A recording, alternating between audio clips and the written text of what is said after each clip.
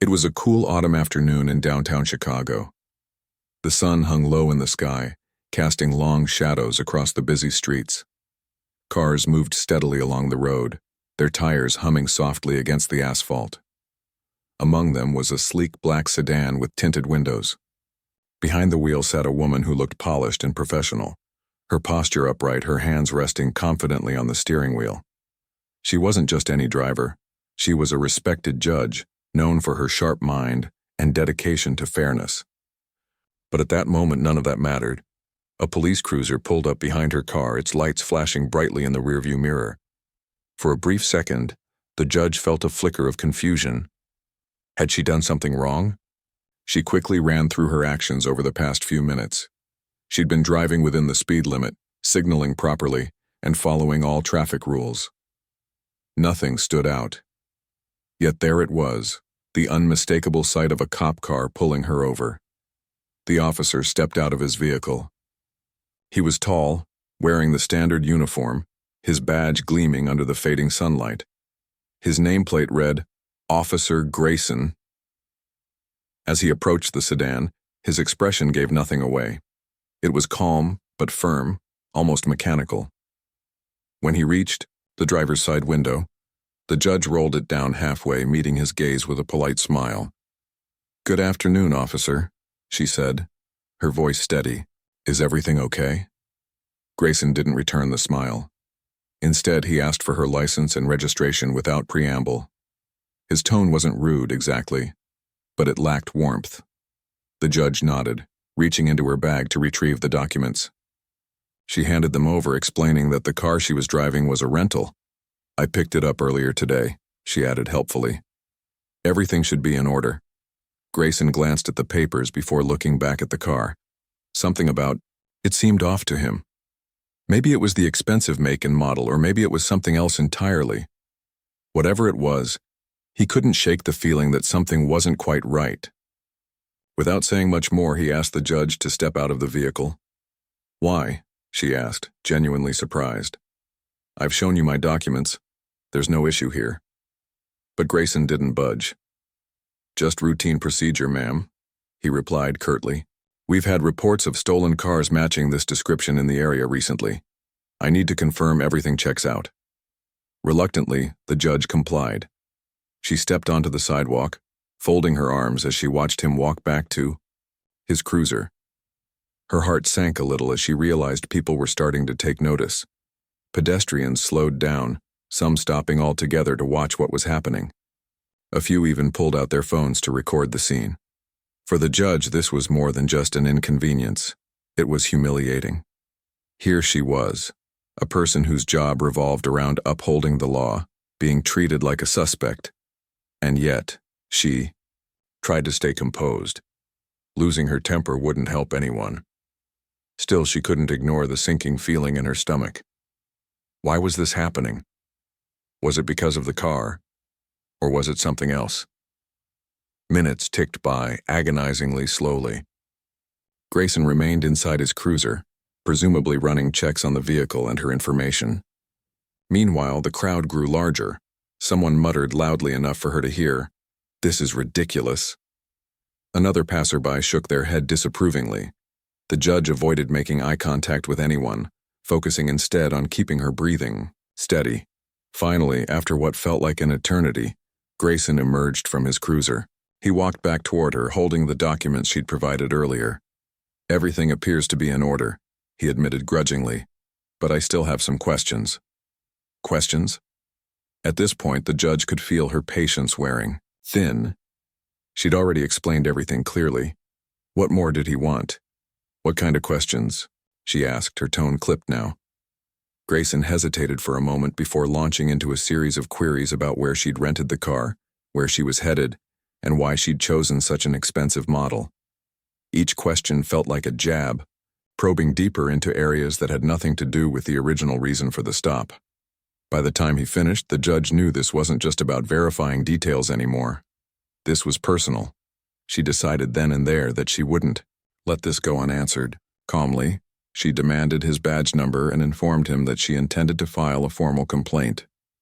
Only then did Grayson seem to realize he might have crossed a line. With a stiff nod, he handed back her documents and told her she was free to leave. As she climbed back into the car, her hands trembled slightly. The encounter was over, but the sting of it lingered. Little did she know, this was only the beginning of a much bigger story, one that would soon capture national attention and spark heated debates about race, authority, and justice.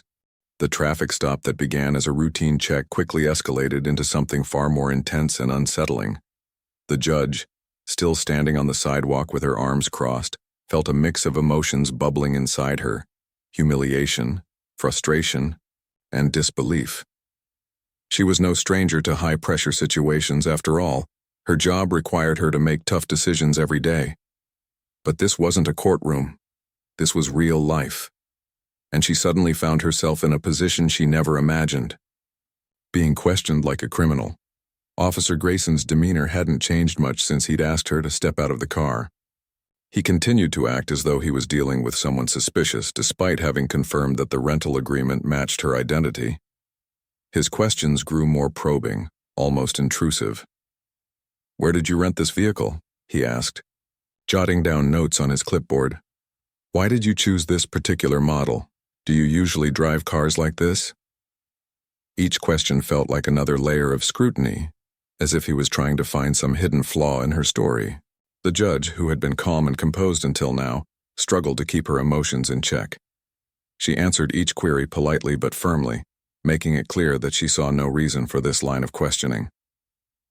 "Officer," she said, her voice steady but tinged with irritation, "I've already explained everything. I'm not sure what else you're looking for." Grayson didn't respond directly. Instead, he glanced around at the growing crowd of onlookers. Some were filming the interaction on their phones, while others whispered among themselves. The judge noticed too. Her face flushed with embarrassment as she realized how public this entire ordeal had become. Passers-by stared openly, shaking their heads or muttering comments under their breath. One woman loudly said, "This is so unnecessary." Another man chimed in, "Just let her go already." The attention made Grayson uneasy, but it also seemed to harden his resolve. He turned back to the judge, his tone firmer now. "Ma'am, I'm just doing my job," he said, his words clipped. "If you have nothing to hide, then there's no problem here." But to the judge, those words carried a sting. They implied doubt, suspicion, a presumption of guilt rather than innocence.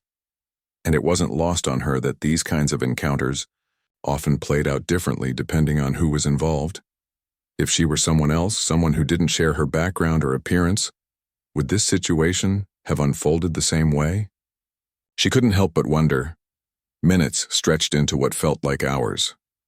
Finally, Grayson returned from his cruiser where he'd been verifying the details one last time.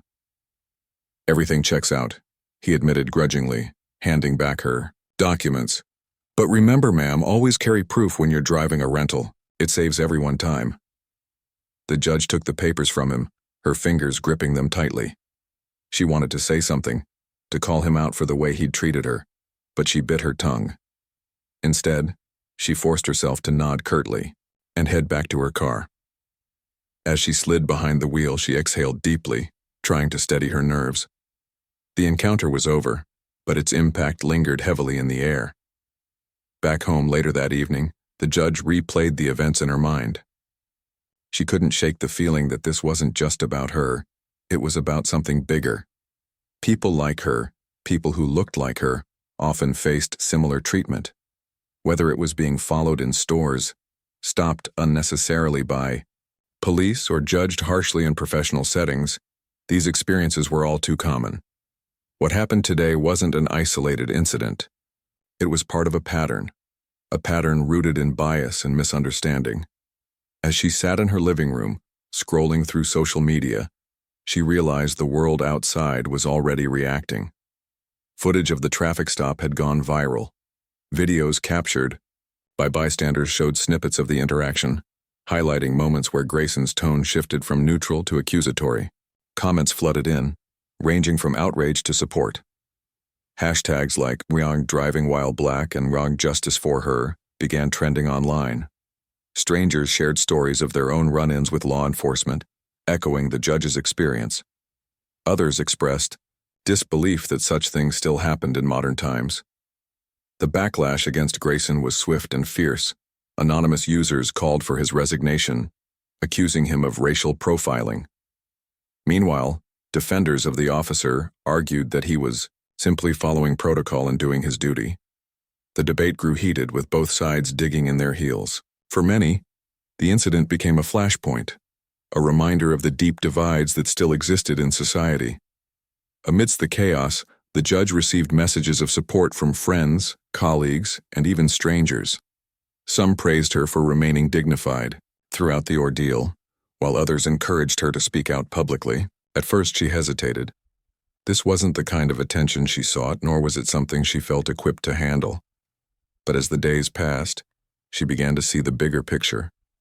This wasn't just about her anymore. It was about shedding light on an issue that affected countless others. By the end of the week, the pressure mounted on local authorities to address the situation. Calls for an investigation into Grayson's conduct grew louder, with civil rights groups demanding accountability.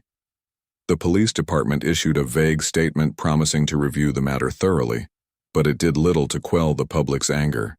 Protesters gathered outside the precinct holding signs that read, "Enough is enough," and chanting slogans about fairness and equality.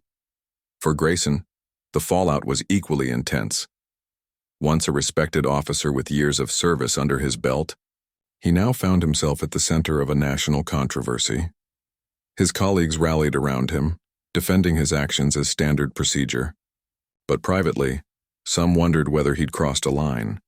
Had he allowed his instincts to override basic respect and professionalism, or was he simply caught in a system that rewarded caution over compassion?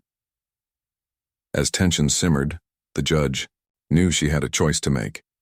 She could stay silent and let the storm pass, or she could use her platform to push for change.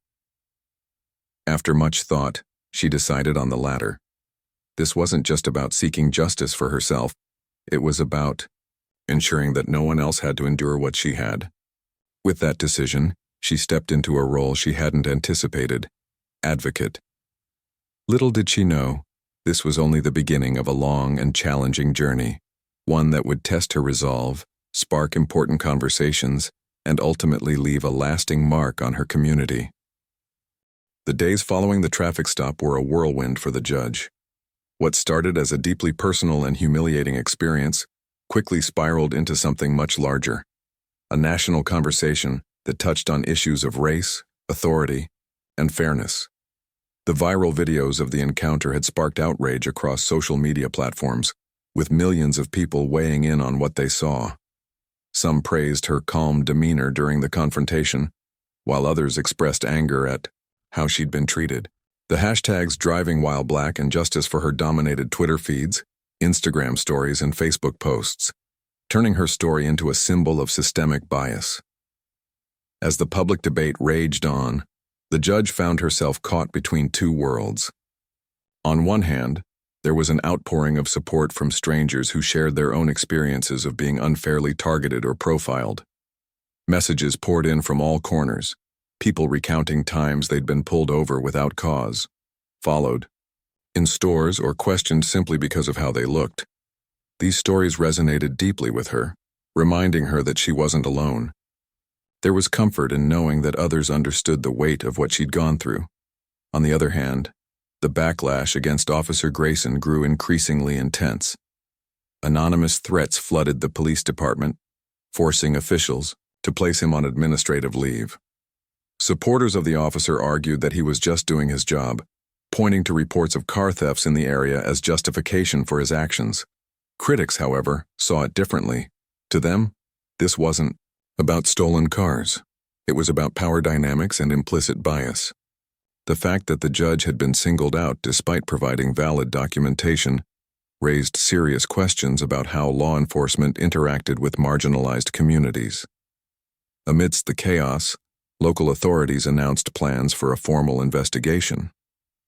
2 separate probes would take place, one focused specifically on Grayson's conduct during the traffic stop, and another examining broader patterns of racial profiling within the police department. Both investigations promised transparency, but skepticism ran high. Many doubted whether anything meaningful would come of it, given the history of similar cases ending in disappointment. For the judge, the decision to cooperate fully with the investigation wasn't easy. Reliving the details of that day brought back waves of frustration and shame. But she knew that speaking up was essential, not just for herself, but for everyone who had faced similar treatment. During interviews with investigators, she recounted the events clearly and calmly, emphasizing not only what had happened but also how it made her feel. She described the humiliation of being questioned like a suspect, the discomfort of having strangers film her, and the sinking realization that her identity played a role in how she was perceived. Her testimony struck a chord with those involved in the probe. Even seasoned investigators admitted privately that her account painted a troubling picture of systemic bias. It wasn't just about one officer or one incident. It was about a culture that allowed such interactions to happen repeatedly. Data collected during the broader investigation revealed alarming trends. Reports showed that drivers of color were disproportionately stopped and searched compared to their white counterparts, often without sufficient evidence. These findings reinforced what many already suspected. Racial profiling wasn't an isolated problem. It was woven into the fabric of policing practices. Meanwhile, protests erupted nationwide, fueled by anger over the incident and decades of unresolved grievances. Demonstrators took to the streets in cities large and small, holding signs that read, "Fairness over fear" and "End racial profiling now." Voices rang out in unison, chanting slogans that demanded change. For some, it was their first time participating in activism. For others, it was yet another battle in a long fight for justice. Despite the diversity of backgrounds among the protesters, one thing united them: the belief that enough was enough. Back at home, the judge watched the unfolding events with a mix of emotions. Pride swelled within her as she saw communities coming together to demand accountability. Yet she couldn't ignore the pain that lingered beneath the surface. The pain of knowing that so many others had endured similar indignities in silence.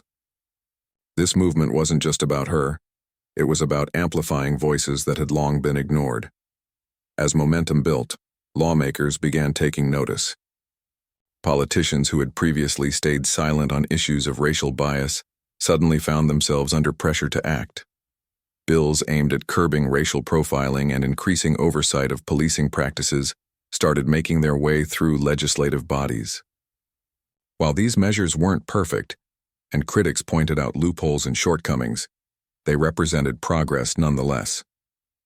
For the first time in years, there was hope that tangible change might be possible. But even as victories emerged, challenges persisted. Divisions within the movement became apparent as debates arose over strategy and leadership.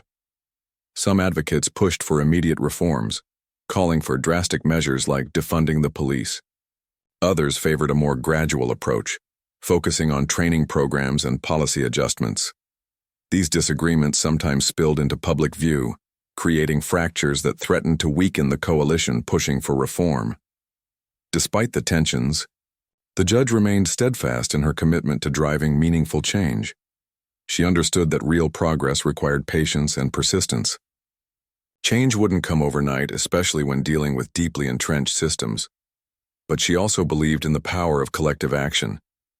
Every protest, every petition, every difficult conversation brought society closer to a future where no one had to endure what she had. One evening, as she scrolled through social media, she came across a video that stopped her in her tracks. A young girl, no older than 10, stood in front of a crowd at a rally, clutching a handmade sign that read, "Justice starts with us." Her voice trembled slightly as she spoke into the microphone, but her words carried strength beyond her years. "Because of her," the girl said, pointing to a poster of the judge, "I want to grow up and make things better." Tears welled up in the judge's eyes as she watched. In that moment, she realized the true impact of her decision to speak out. This wasn't just about addressing wrongs done to her. It was about inspiring the next generation to keep fighting for fairness. It was about planting seeds of hope in hearts and minds, knowing that the work ahead would require courage and resilience. By the time the investigations concluded months later, The landscape had shifted significantly. Officer Grayson faced disciplinary action, though not as severe as many had hoped. He received mandatory sensitivity training and a demotion, but avoided termination due to what officials called insufficient evidence of malice. For many activists, this outcome felt like a bitter pill to swallow, a reminder of how difficult it was to hold law enforcement accountable. Still, the judge refused to let cynicism take root. Instead, she channeled her energy into building bridges between communities and police departments. She spearheaded a grassroots initiative called Bridging the Divide, which brought together officers, citizens, and legal experts to have honest conversations about trust, transparency, and mutual respect. Early workshops were tense, filled with raw emotions and heated exchanges. But slowly, participants began to find common ground. They shared stories, listened to each other's perspectives, and worked toward solutions that benefited everyone. Through it all, the judge held on to a simple truth. Justice wasn't achieved overnight. It was built brick by brick through persistence, empathy, and an unwavering belief in the possibility of a better tomorrow. And though the road ahead remained uncertain, she knew one thing for sure: the journey was worth it. Months had passed since the traffic stop, and the nation's attention remained fixated on the fallout. The investigations into Officer Grayson's conduct and broader patterns of racial profiling within the police department were finally wrapping up, but the results left many feeling conflicted. For some, the findings offered a glimmer of hope, a chance to address long-standing issues head-on. For others, they served as yet another reminder of how deeply entrenched systemic bias truly was. The report on Grayson's actions painted a complicated picture. Investigators concluded that while his decision to pull over the judge wasn't inherently malicious, it raised serious concerns about implicit bias. The fact that he continued to question her extensively, even after confirming her rental agreement, was legitimate, pointed to an underlying assumption that something must be wrong simply because of who she was. This conclusion resonated with critics who argued that such assumptions weren't unique to Grayson. They reflected a wider problem within law enforcement culture. As for Grayson himself, the disciplinary measures handed down felt underwhelming to many. He avoided termination altogether, instead receiving a demotion and mandatory sensitivity training. To those following the case closely, this outcome seemed like a slap in the face, a stark example of how difficult it was to hold officers accountable for their actions. Supporters of Grayson, meanwhile, defended the decision, insisting that he'd been doing his job and didn't deserve to lose it entirely. The divide between these two perspectives only deepened, fueling ongoing debates across social media, news outlets, and community forums. For the judge, the investigation's conclusion marked both relief and frustration. On one hand, she appreciated the acknowledgement of bias in the report. It validated what she and countless others had experienced firsthand. On the other hand, the lack of severe consequences for Grayson left her questioning whether anything meaningful would change.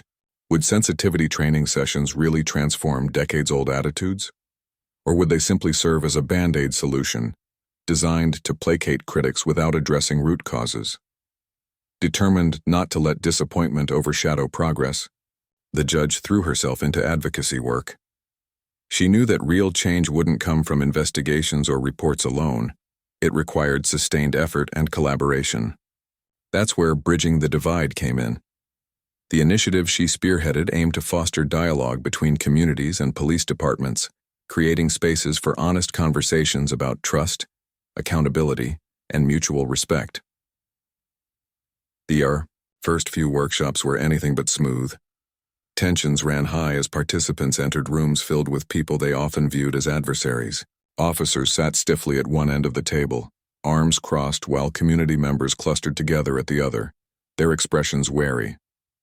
Facilitators worked hard to break the ice, encouraging everyone to share personal stories rather than jumping straight into accusations or defenses.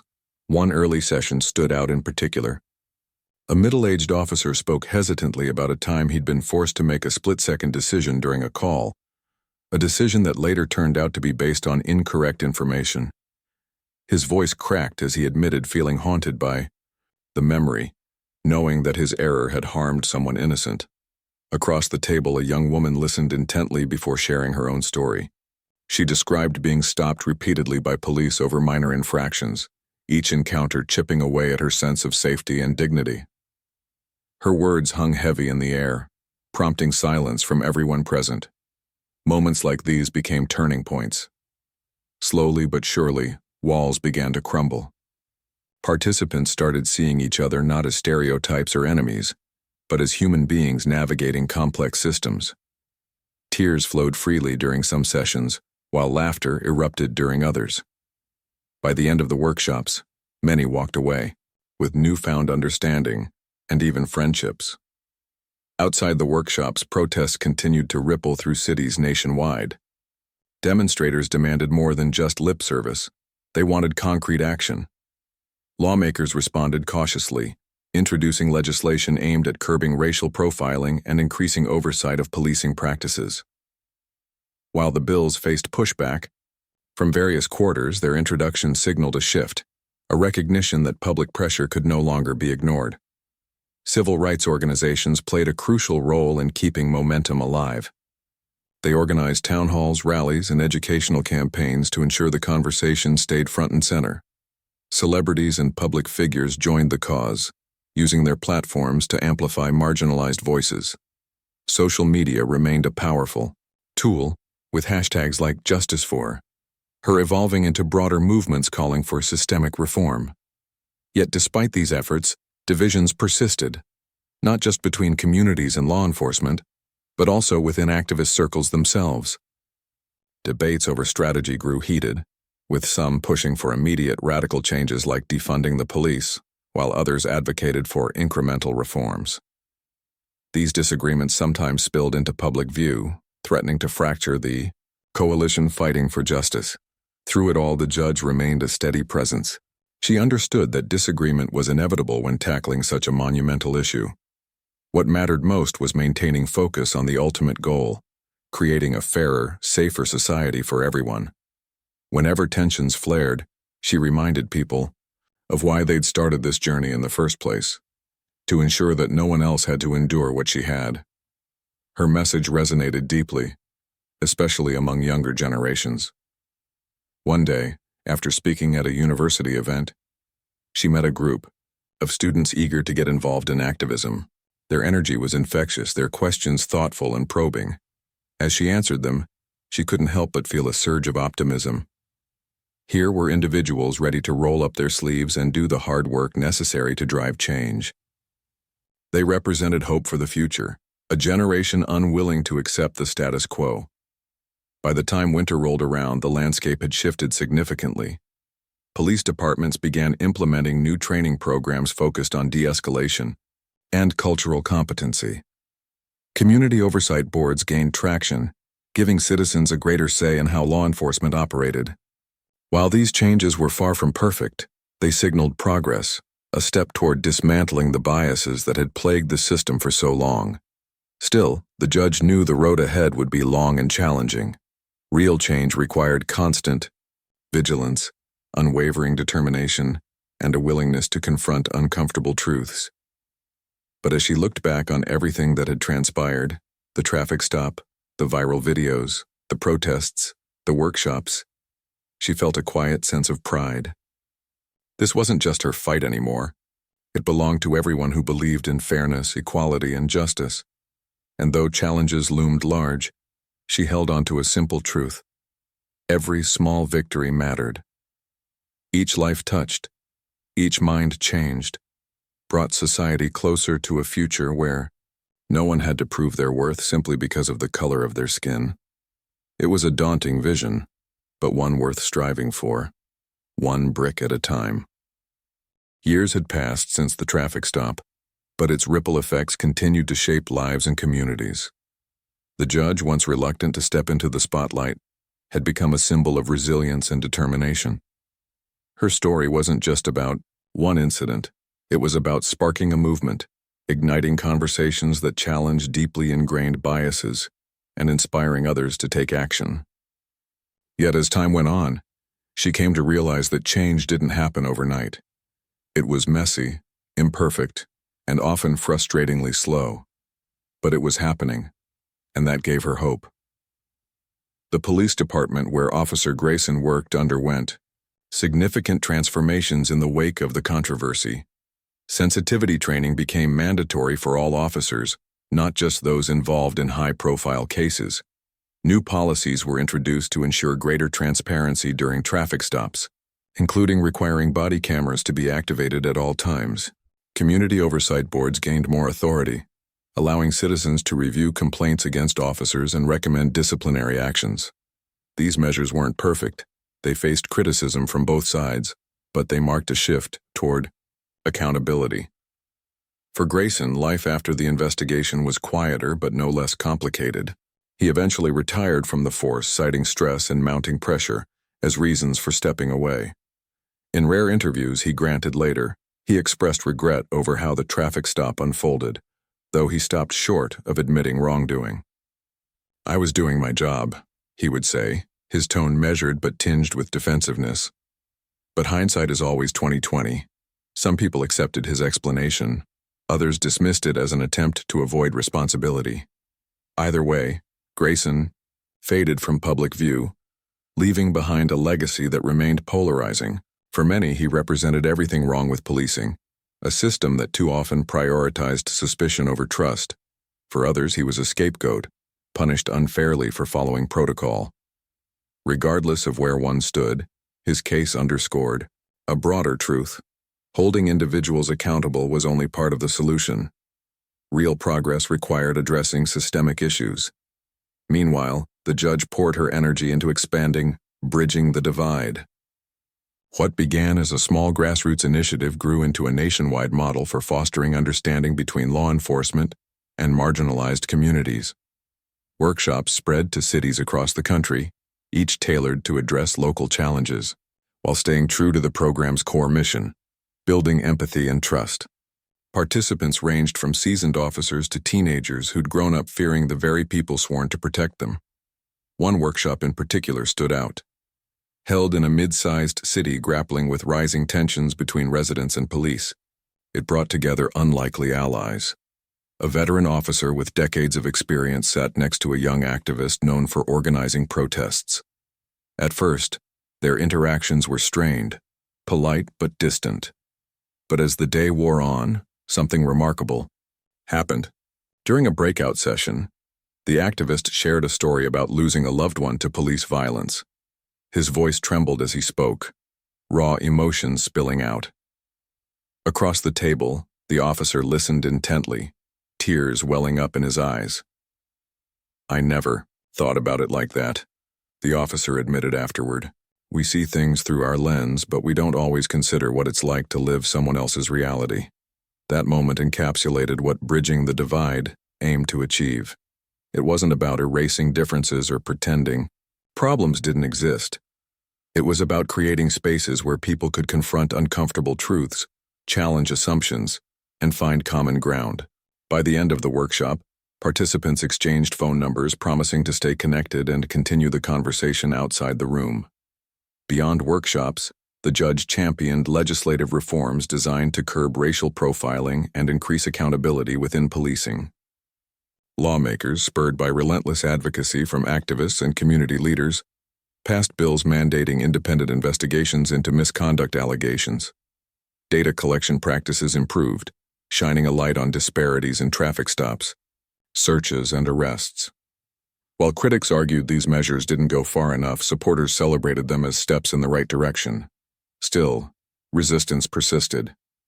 Some police unions pushed back against reforms, claiming they made officers' jobs harder and put them at risk. Others dismissed calls for change as politically motivated attacks on law enforcement.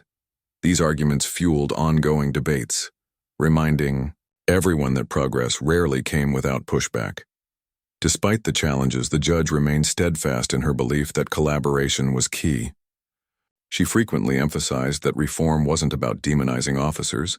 It was about creating systems that served everyone fairly.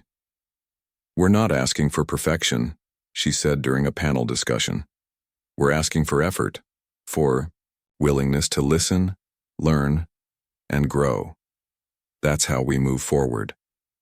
Her message resonated with many, especially younger generations, eager to carry the torch. Students at schools and colleges embraced activism, organizing marches, hosting forums, and using social media to amplify underrepresented voices. One viral campaign encouraged people to share stories of positive interactions with police, highlighting examples of officers going above and beyond to build trust. Another initiative focused on educating kids about their rights, empowering them to navigate encounters with law enforcement confidently and safely. As momentum built, the judge found herself reflecting on how far things had come and how much work still lay ahead. Change wasn't linear, it ebbed and flowed, advancing in some areas while stalling in others. There were days when setbacks felt overwhelming, when headlines about yet another unjustified shooting or discriminatory policy threatened to undo progress. But then there were moments of triumph, like when a city council voted unanimously to adopt sweeping reforms, or when a teenager told her, "You inspired me to believe I can make a difference." Those moments kept her going. They reminded her that this fight wasn't just about laws or policies, it was about people, about ensuring that every individual, regardless of background, could walk down the street, drive a car, or live their life without fear of being judged based on appearance. Alone, it was about dignity, fairness, and humanity. By the time spring arrived again, the landscape looked different, not perfect, but evolving. Police departments reported fewer complaints, thanks in part to improved training and community engagement efforts. Activists celebrated victories big and small even as they prepared for future battles, and the judge? She continued speaking out, writing op-eds and mentoring young leaders eager to take up the cause. Looking back, she knew the journey had been anything but easy. It had tested her patience, her faith, and her resolve. But it had also taught her something profound. Real change started with ordinary people deciding to do extraordinary things. Whether it was attending a workshop, signing a petition, or simply having a difficult conversation, every act mattered. Every voice counted. And so, as she stood before a crowd at a rally one sunny afternoon, she felt a deep sense of gratitude for the support she'd received, for the lessons she'd learned, and for the countless individuals working tirelessly to create a better world. The road ahead remained uncertain, but one thing was clear. Together they were moving closer to justice, one step at a time. Years after the traffic stop that sparked a national conversation, the judge's story had become more than just a headline. It was a chapter in the ongoing struggle for justice and equality. Her journey wasn't one of overnight triumphs or neatly resolved conflicts. It was messy, imperfect, and deeply human. Yet it carried a message of hope, a reminder that even in the face of overwhelming odds, persistence could lead to progress. The legacy of her advocacy extended far beyond the courtroom. Bridging the divide had grown into a cornerstone of community police relations across the country. Cities once divided by mistrust now hosted regular dialogues where officers and residents sat side by side, sharing stories and brainstorming solutions. These conversations weren't always easy. Sometimes they were raw, emotional, and uncomfortable, but they mattered. They planted seeds of understanding that, over time, blossomed into tangible change. One city stood out as a shining example of this transformation.